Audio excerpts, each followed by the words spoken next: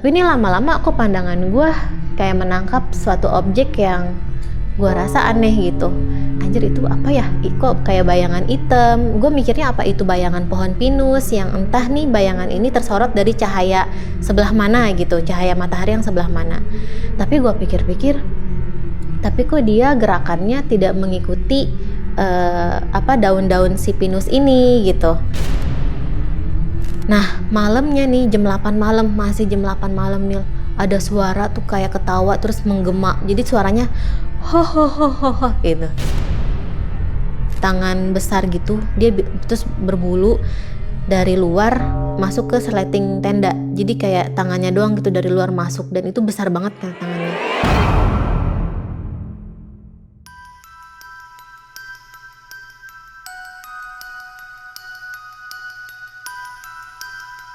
Assalamualaikum warahmatullahi wabarakatuh. Balik lagi di Telusur bareng gue Jonaria. Di episode malam kali ini Telusur akan mengangkat sebuah kisah kejadian mistis yang dialami oleh seorang narasumber di salah satu tempat camping di kawasan Jawa Barat. Jadi banyak teror dan kejadian mistis yang dialami oleh narasumber pada saat dia berwisata di sana.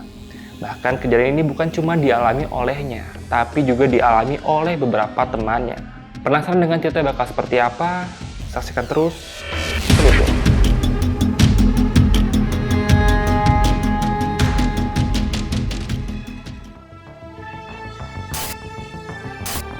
Halo teman-teman Telusur, gue mau ngundang kalian semua buat duduk di sini untuk menceritakan kejadian-kejadian mistis yang pernah kalian alamin. Dan kalau kalian siap buat jadi narasumber Telusur, kalian bisa langsung DM ke Instagram pribadi gue atau Instagramnya Telusur. Dan jangan lupa saksikan terus Telusur.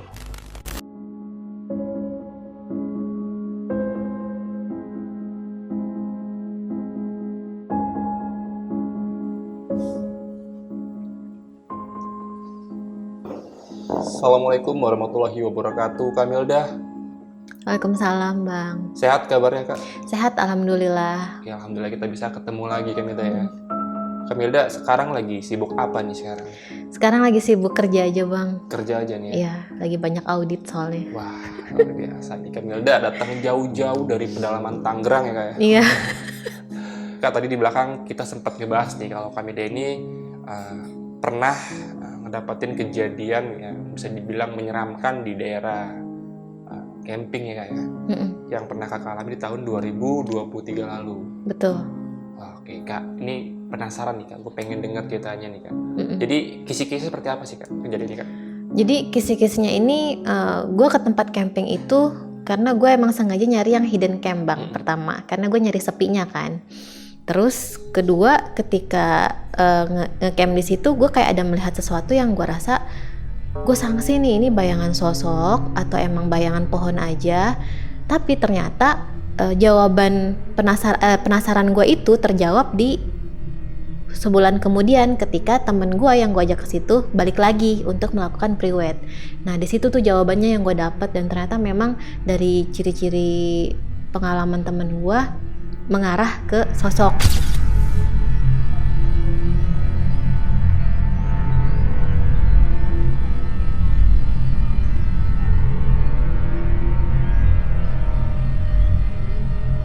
Dimana nih tahun 2023 bulan Agustus itu gue sama temen gue memang kita ada rencana liburan gitulah, tapi hanya untuk camping aja.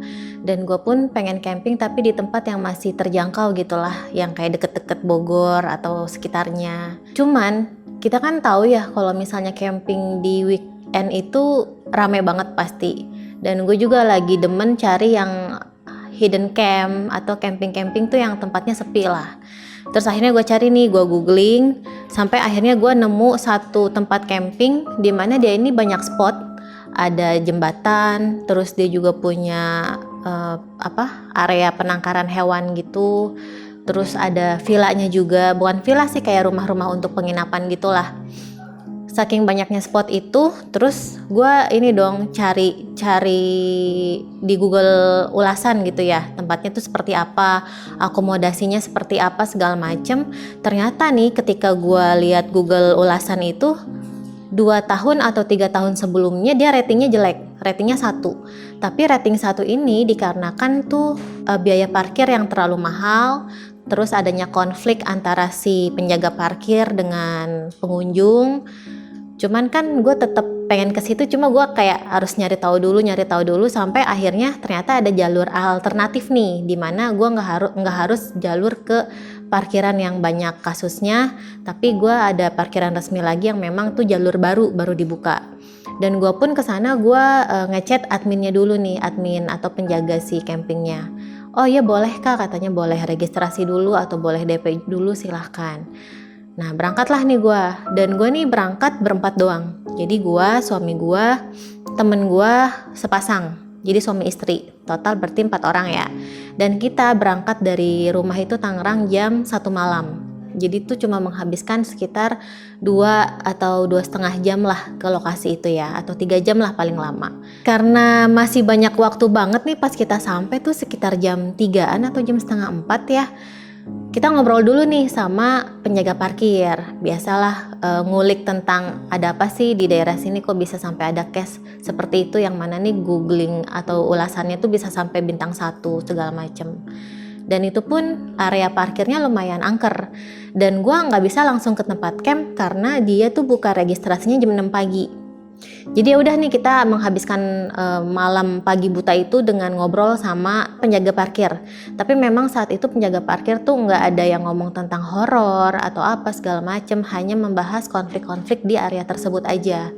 Dan itu pun menurut gue lingkungannya lumayan cukup serem ya, karena kita ngobrol di tempat parkir itu pun sudah ada suara-suara burung hantu yang kuak yang kayak gitu-gitulah. Saking temen gue nih nggak sabaran gitu ya, dia pengen udahlah ayolah kita langsung aja ke tempat registrasinya, nggak apa-apa nungguin sampai jam 6. Ya udah tuh bang, jam 5 gue packing, gue berempat ini packing, terus kita nge-track. Jadi tuh tempat registrasinya dari tempat parkir ini jaraknya 15 menit untuk nyampe sana, dan kita kayak ada tracking tipis-tipis dulu gitu deh. Dan ketika trekking ini juga kita di situ tahu kalau lokasinya, oh ternyata ketika kita udah mulai trekking sudah jauh dari lingkungan perumahan warga, sudah jauh dari mana-mana. 15 menit kemudian trekking sampai kurang lebih jam 5:30 lah ya, 5:30 kurang, dan kita tungguin sampai benar-benar jam 6 pagi si AA registrasinya ini tuh udah buka atau udah datang. Udah kan, udah registrasi, dari tempat registrasi ke tempat campnya tuh pun kita jalan lagi. Jadi ada jalan sedikit gitu, sekitar 5 menit atau 10 menit lah sampai ke tempat area camp ini. Ketika sampai tempat area camp, view yang gue dapet itu sebelah kanannya ada wisma-wisma yang gue rasa sih itu udah cukup tua ya dari desain bangunannya juga. Terus ada sebelah kirinya ada tempat penangkaran hewan, gue sebut aja lah penangkaran elang. Terus untuk tempat campingnya dia agak berundak gitu dengan pemandangan pohon pinus. Nah ini gue ngecamp di hari Sabtu pagi itu sama sekali nggak ada pengunjung. Jadi berasa wah ini pengunjung kita doang nih, berasa lahan punya pribadi gitu jadinya. Sedangkan tuh areanya luas banget, area hutan pinusnya itu luas banget. Sampailah di jam 3 sore itu udah mulai tuh berdatangan. Tapi pun itu datang cuma 2 pengunjung doang. Jadi satu pengunjung misalnya nih dia entah 5 orang atau 4 orang, cuma segitu aja. Nah ada sih yang ramean nih datang, gitar-gitaran segala macem. Gue kira ya itu anak-anak sekolah lah. Gue kira dia mau ikut nginep juga, ikut ngecamp. Ternyata nih ketika jam udah 5:30 maghrib mereka pulang. Jadi lebih sepi lagi tuh. Sampai akhirnya pada malam itu cuma sisa ada 3 tenda doang tuh. Malam minggu tuh cuma 3 tenda. Ya ini sebenarnya hal yang gue mau sih, karena kan sepi ya, terus hidden camp juga jarang orang tahu lah. Cuman sisi lain kok suasananya tuh berubah gitu. Nah ketika malam ini biasalah kita kan masak segala macem ya, sampai jam 8 malam temen gue nih si Guntur sama Alfi ngide, Vi kita cari kayu bakar yuk, kata dia gitu. Cari kayu bakar, dan dia memang bawa senter tuh, cuman belum dinyalain pada saat depan tenda. Jadi entahlah dia nyalain di area pas nyari tempat kayu bakar kali ya. Dan areanya ini memang ada tembusan untuk ke air terjun. Jadi kalau mau ke air terjun itu kita harus naik atau trekking sekitar 1 jam lah, 1,5 jam. Mungkin si Alfi sama si Guntur ini nyari kali tuh ke daerah situ yang memang gue rasa tuh cukup gelap, dan kalau gue sih ngerasanya angker ya. Cuman ya udahlah, itu mereka berdua lah, namanya cowok-cowok gitu kan. Gue di tenda aja nih sama yang cewek-cewek. Masak segala macem. Pada malam itu tuh jujur bang, nggak ada kejadian apa-apa. Cuman ketika nih ya kita ngebahas horor dikit, itu merindingnya tuh udah luar biasa parah. Jadi tepat di jam 11:30 malam, teman gue ini si Guntur dia iseng nanya, "Mil, kalau misalnya kejadian horor di gunung gitu emang beneran ada ya? Emang beneran ngalamin?" katanya gitu. Gue tadinya mau nahan banget nih cerita horor, karena kan bagi gue anjir ini bocah ngomongin horor di tempat camping yang sepi, yang menurut gue ini horor juga gitu. Akhirnya gue spill dikit aja, "Oh iya ada kok." Tapi ternyata karena dia penasaran kali ya, jadi nanya lagi, memang apa penampakannya apa segala macem.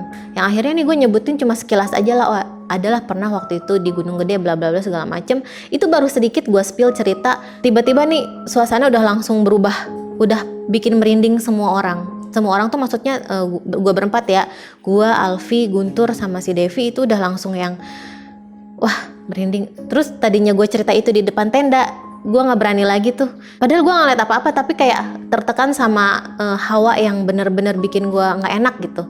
Wah gue nggak berani deh, gue ceritain kayak gini. Sumpah ini gue merinding sampai dari ujung kaki sampai ujung kepala banget ini soalnya ngomongin kayak ginian, gue bilang. Udah akhirnya gue melipir tuh ke dalam. Nyerah gue nggak mau cerita horor, besok aja lah pagi, gue bilang. Nah ternyata nih si Alfi juga sama, dia merinding juga. Gue juga deh Tur, sorry ya katanya, gue masuk aja lah ke tenda.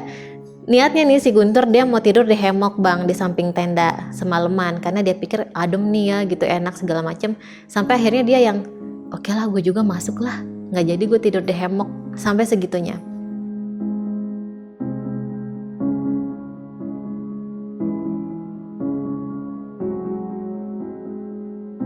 Nah udah nih, besoknya kita menghabiskan waktu tuh trekking ke air terjun segala macem, sama sekali nggak ada apa-apa.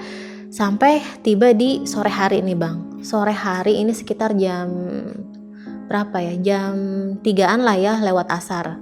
Setelah selesai makan-makan, sebagian ada yang foto-foto segala macem, dan itu pun masih sepi gitu. Orangnya pun masih sama, 3 tenda itu aja. 1 udah pulang, sisa 2 tenda tuh. Ketika yang lain aktivitasnya foto-foto segala macem, gue menghabiskan waktu tuh gue ngelamun. Jadi gue duduk gitu di kursi outdoor depan tenda, terus gue gini ngelamun sambil lihat pohon pinus, kayak adem gitu kan ya, buat healing atau refleksi diri. Tapi ini lama-lama kok pandangan gue kayak menangkap suatu objek yang gue rasa aneh gitu.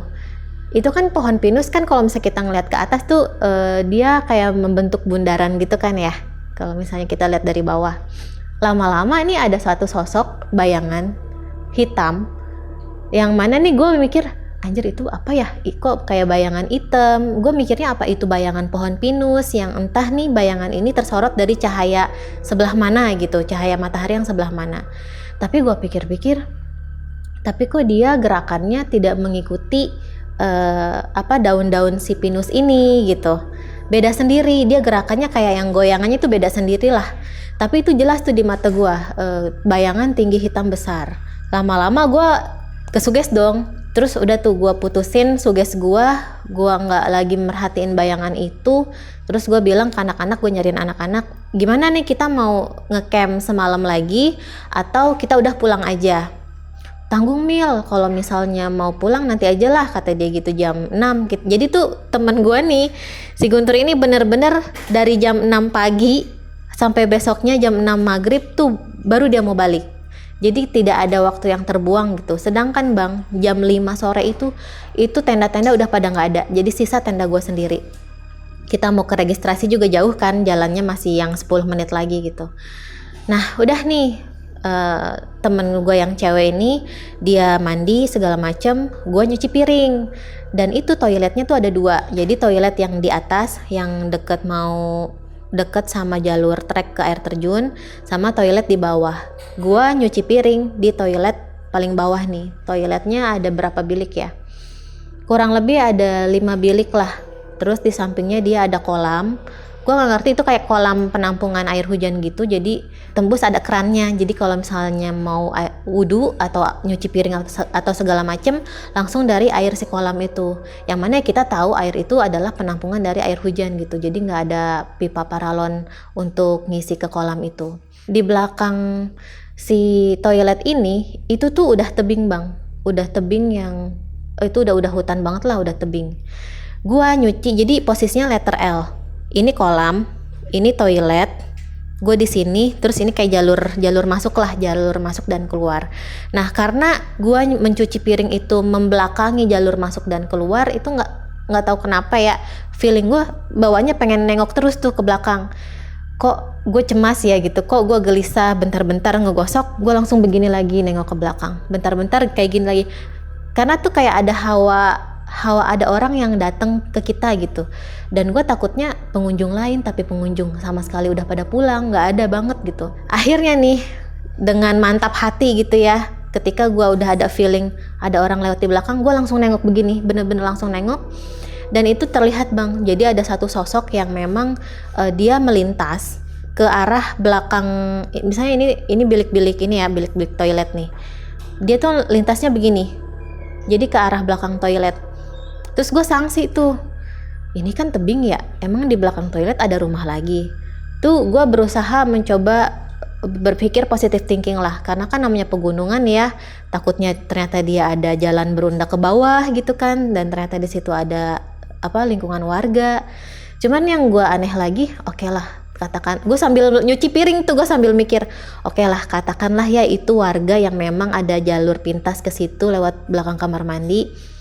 Tapi anehnya kok pakaiannya kayak gitu ya, pakaiannya itu kayak jubah putih gitu bang, tapi dia gue nggak tahu tuh pakaian jenis apa. Tapi lu tahu ini nggak sih legenda siluman ular putih? Nah itu kan dia pakainya kayak pakaian tradisional China atau Taiwan gitu kan, yang dia punya jubah-jubah putih gitulah sama selendang gitu. Gue merinding. Nah pakainya itu bener-bener persis kayak gitu. Terus gue orang ngapain camping pakai baju kayak begituan? Terus gue mikir lagi, oh priwet kali ya, karena kan memang lokasi itu tuh banyak banget bang dipakai untuk priwet, karena saking banyaknya spot tadi yang gue bilang. Oke deh, nanti deh abis nyuci piring deh gue cari deh itu jalurnya ada apa enggak. Udah nih selesai nyuci piring, itu jujur gue nyuci piring lama banget itu, karena saking ada rasa takut, cemas, gelisah segala macem. Jadi cuci piring gue tuh kayak lama, mau gue cepet-cepetin juga kayaknya susah gitu ya. Nah selesai cuci piring tuh jam berapa ya? Jam 5:30, hampir jam 6 lah itu. Gua menelusuri area yang tadi si sosok ini lewat kan. Dan itu sama sekali nggak ada. Itu jalur buntu. Jadi memang di samping toilet itu nggak ada jalur sama sekali. Itu cuma sisaan bangunan toilet, terus ke bawahnya tuh udah jurang gitu. Nggak ada tuh yang gua pikir berundak terus di bawahnya ada rumah warga, tuh nggak ada, sama sekali nggak ada. Gue ngeliat ada satu bapak-bapak yang lagi bakar sampah, dia pakai singlet putih gitu. Cuman gue mau nanya tuh takut gitu, karena si bapak itu ngeliat gue juga tajam juga gitu, kayak nggak ada ramahnya sama sekali, kayak jutek aja gitu ngeliat. Akhirnya gue sungkan, segen, udahlah nggak usah tanyalah yang tadi apa, karena gue pikir kalau misalnya yang tadi gue lihat itu adalah si bapak, itu nggak sinkron sama jubah panjang yang gue lihat. Si bapak kan cuma koloran doang tuh dia sama singlet putih.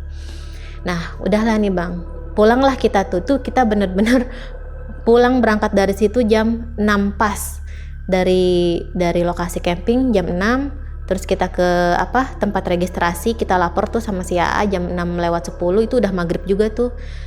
Terima kasih ya kita pulang. Udah kapan-kapan main ya kesini lagi, jangan lupa ya kasih bintang 5 kata dia gitu ya. Mungkin dia paham kali ya, area itu udah banyak banget dikasih bintang 1, jadi dia berusaha untuk kasih bintang 5 ya, kayak gitu-gitulah. Nah udah nih pulang gue sampai rumah jam 12-an. Di sini nih 2 hari kemudian itu gue rep-repan bang. Jadi di dalam rep-repannya gue itu ada suara, awalnya suara dulu nih, terus dia bilang temen kamu kayak gitu. Terus gue bingung, kok ini apa ya, anjir ini mimpi juga bukan, tapi gue rep-repan. Nah ketika gue membuka mata yang masih setengah-setengah gitu ya, rep-repan antara rep-repan dan sadar, muncul sosok punya rambut panjang banget, tapi dikuncir Jadi kayak apa ya? Pokoknya rambutnya panjang lah, sepinggang mungkin ya. Tapi dia dikuncirnya kuncir bawah gitu, nggak yang kuncir kuda. Terus dia pakai terusan putih gitu, tapi bukan jubah yang gue lihat, bukan. Mukanya pucat wanita. Terus dia bilang, teman kamu senternya ganggu, kata dia gitu. Terus merinding tuh gue, kata gue, senter siapa ya? Gue bilang, nggak tahu lah, gue nggak tahu apa-apa, pokoknya sorry aja kalau emang temen gue ganggu. Cuma di situ tuh gue tuh kayak lupa ini center apa ya, gue lupa kalau 2 hari yang lalu tuh gue habis ngecamp gitu kan. Akhirnya ya gue nggak mau terjebak dalam rep-repan itu, gue juga ogah ya kalau nemu-nemu hal-hal kayak gitulah. Akhirnya gue paksain bangun, gue cerita lah sama suami gue, iya tadi rep-repan kayak gini. Oh itu kali kan kemarin terakhir abis ngecamp, kata dia. Terus senternya si Guntur memang yang itu terang banget, kata si Alfi gitu. Jadi pas mereka nyari kayu bakar nih yang gue bilang ke arah air terjun, itu senternya si Guntur memang tuh terang banget, kayak udah menyinari dunia gitu lah. Kalau kita kan paling senter banter, cahaya itu udah kayak headlamp aja gitu ya, yang nggak begitu terang. Dan ini tuh si Guntur senter tangan gini yang memang terangnya tuh lingkupnya luas lah. Oh apa iya ya, gue bilang. Terus udah tuh pas ketemu lagi gue ceritalah, tapi yang gue ceritain ini cuma yang rep-repan center aja. Yang soal bayangan tuh gue nggak ceritain sama sekali, karena kan gue pikir mau ceritain juga buat apa, karena gue masih sangsi nih antara bayangan sosok atau bayangan pohon pinus. Akhirnya gue ceritain yang rep-repan, terus si Guntur cuma ketawa. Terus akhirnya dia bilang, Mil, bulan depan gue mau kesana lagi September, kata dia gitu. Gue mau ada pre-wed. Gila lu, udah tahu horor begitu, gue gituin kan. Gak apa-apa lah, yang penting tempatnya sepi. Terus gue pre-wed di situ nggak bayar, kata dia. Emang nggak bayar sih bang, ya asal kita pinter aja gitu ya. Nah udah nih, sebulan kemudian berangkatlah tuh ya mereka tuh berangkat nih ya. Temen gue si Guntur, istrinya sama anaknya kurang lebih usia 7 tahun, cewek, sama pasangan yang mau pre-wed ini. Gue kira aman-aman aja tuh ya mereka ya, karena mereka juga ininya weekday juga sih ya, jadi cuma satu tenda sendiri tuh katanya. Ketika ketemu lagi, karena kan dia minjem beberapa peralatan gunung gue ya, ketika gue ambil lagi peralatan gunung gue, dia cerita, Mil, parah banget nih. Untung, kata dia gitu, waktu itu lu nggak ikut, kata dia. Kalau ikut parah sih Mil, parah, kata dia. Parah kenapa? Gue tanya lagi kan. Jadi ketika mereka ngecamp itu di weekday, udah mah gue ngecamp di situ di weekend cuma 3 tenda, dia weekday bener-bener dia sendiri, nggak ada tenda sama sekali. Dia cerita kayak gini, gue ngecamp di situ tenda sendiri, terus gue di spot yang sama kayak yang kita kemarin juga tuh, kata dia gitu. Karena memang itu spotnya nyaman lah bang, jadi masang hammock pun bisa samping-sampingan sama tenda. Gue diriin tenda di spot yang sama. Nah malamnya nih jam 8 malam, masih jam 8 malam Mil, ada suara tuh kayak ketawa terus menggema. Jadi suaranya ho gitu. Sedangkan suaranya ini lebih kayak ngebas gitu bang, ngebas terus menggema, karena itu satu hutan gitu ya, jadi ngegema gitu. Itu semua orang langsung pada diem Mil, nggak ada yang berani keluar tenda sama sekali, kata dia gitu. Wah terus gimana dong? Nah disitulah gue menyambungkan sama sosok yang gue lihat gitu ya. Apa iya ya sosok yang gue lihat itu adalah sosok tinggi hitam besar yang emang penghuninya situ, tapi dia menunjukkan suaranya ketika si Guntur balik lagi nih untuk yang kedua gitu.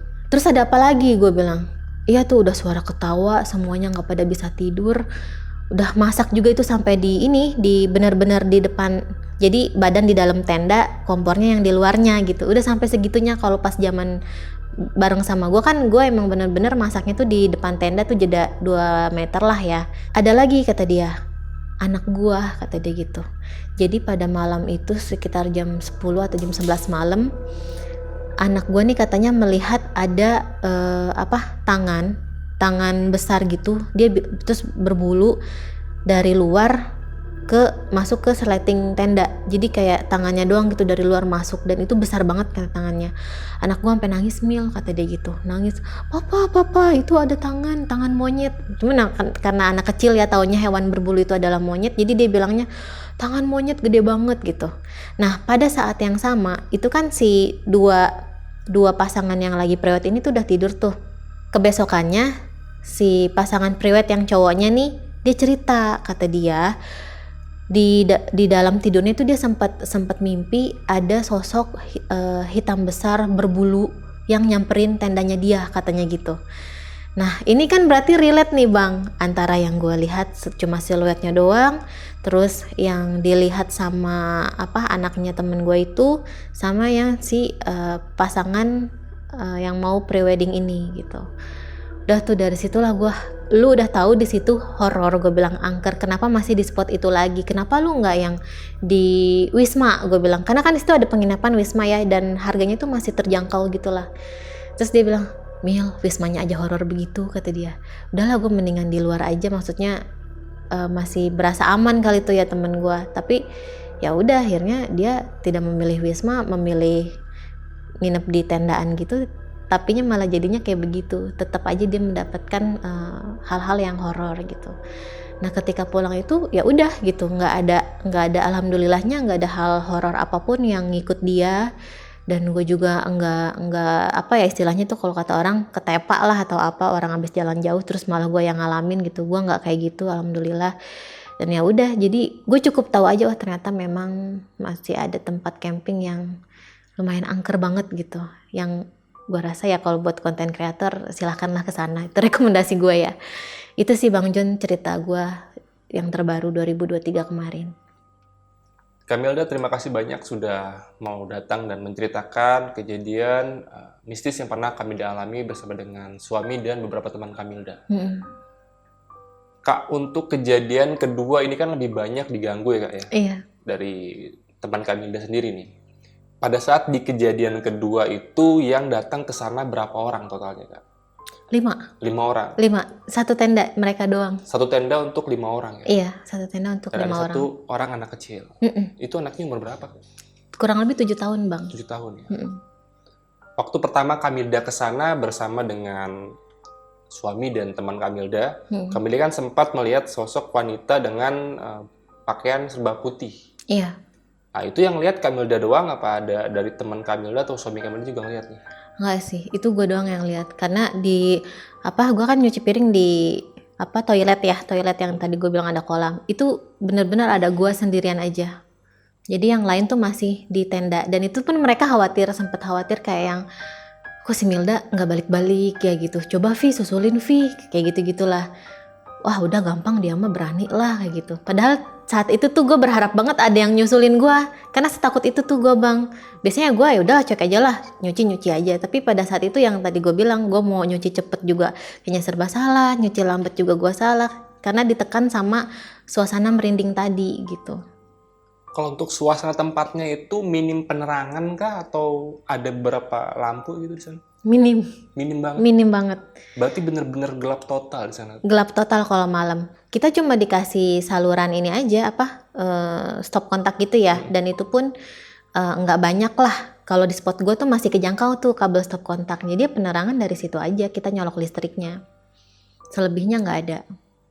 Selain kakak nih yang merasakan atau mengalami kejadian mistis di lokasi, ada lagi nggak? Ada. Jadi ini si Depi nih, yang istrinya si Guntur tadi. Dia ini kocak juga sih. Jadi kan kita habis pada merinding tuh Bang, dari yang habis kita sama-sama ngerasa merinding tuh, yang gue spill cerita horor. Nah itu kan udah pada nggak ada yang mau keluar lagi tuh, padahal masih belum jam 12 lewat. Udahlah gue memutuskan tidur, semuanya memutuskan tidur. Cuman nih di jam 2 nih, si Guntur nih teman gue, yang gue kenal dia paling berani, paling cuek, paling bodo amat sama hantu. Dia mau ke toilet aja tuh minta antar. Semua dia absen satu-satu. Mil bangun nggak? Vi bangun nggak? Terus ke istrinya sendiri, yang lu bangun nggak? Kayak gitu-gitu. Cuma gue pura-pura tuh, padahal gue nggak bisa tidur. Cuma gue pura-pura tidur aja. Gue pura-pura tidur aja lah, gue nggak mau nemenin gitu kan. Sama nih, kalau Alfi emang udah tidur beneran. Istrinya masih nyaut, kenapa gitu? Gue mau ke toilet, anterin yuk. Nggak mau lu aja sendiri, gue takut, kata istrinya gitu kan. Anterin gitulah, sampai gue tuh kayak baru banget ngelihat momen teman gue ini mohon-mohon ke istrinya. Biasanya dia yang paling dominan gitu kan, ini dia mohon-mohon banget ke istrinya, sampai ya udah tuh bininya yang aduh males banget siang gue gitu-gitu. Terus pada akhirnya mereka keluar. Nah ketika ini setelah perjalanan pulang ya, ini bininya cerita ke gue, Mil, tau gak lu pas malam-malam gue nganterin laki gue tuh ke toilet. Jadi dia ke toiletnya, ke toilet yang atas, yang arah ke jalur air terjun. Itu berasa banget gue ada ngikutin Mil di belakang, karena suara langkahnya ini nambah katanya gitu. Jadi gue kan merhatiin nih suara langkah gue sama si Guntur, kata dia di belakang tuh ada suaranya nambah, sampai si Guntur bilang gini, jangan nengok kayak gitu bang. Terus ya udah tuh gue bener-bener takut banget, gue di situ gue nggak nengok sama sekali katanya. Gue nggak peduli lah itu hewan atau itu hantu atau apa, tapi pada saat itu gue takut karena itu dia suara langkahnya itu nambah kata dia gitu. Itu sih bang yang dialamin sama temen gue. Dari beberapa kejadian mistis yang Kak Milda alami, dan Kak Milda ini mengambil kesimpulan bahwa sosok tinggi besar ini adalah sosok yang sama ya kan? Sama seperti yang beberapa teman Kak Milda lihat di lokasi. Iya. Gue tuh lebih penasaran sama anak kecil yang ngelihat tangan ini nih kan. Itu pada saat kejadian, ekspresinya tuh seperti apa tuh, ketakutannya tuh mungkin tuh? Nangis sih, lebih ke nangis. Kejar kali ya? Nangis kejar. Dan itu paginya memang si Guntur ini kayak agak aneh. Kok ini tenda udah kebuka ya, perasaan semalam udah ditutup. Kayak gitu bang.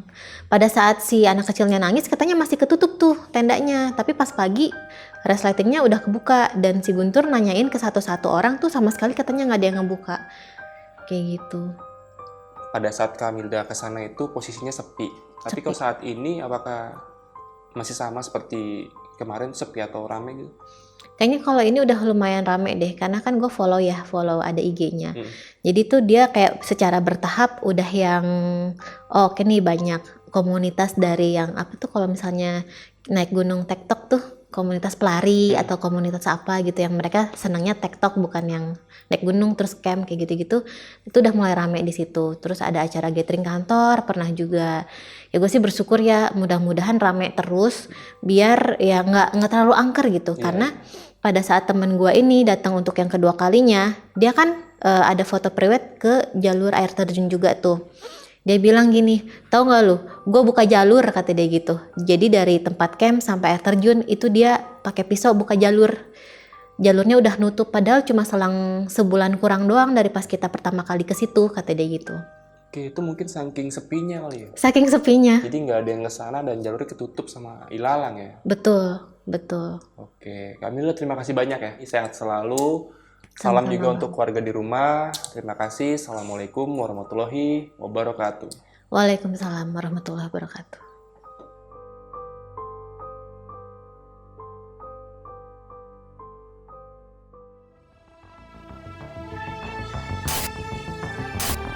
Halo teman-teman telusur, gue mau ngundang kalian semua buat duduk di sini untuk menceritakan kejadian-kejadian mistis yang pernah kalian alamin. Dan kalau kalian siap buat jadi narasumber telusur, kalian bisa langsung DM ke Instagram pribadi gue atau Instagramnya telusur. Dan jangan lupa saksikan terus Telusur.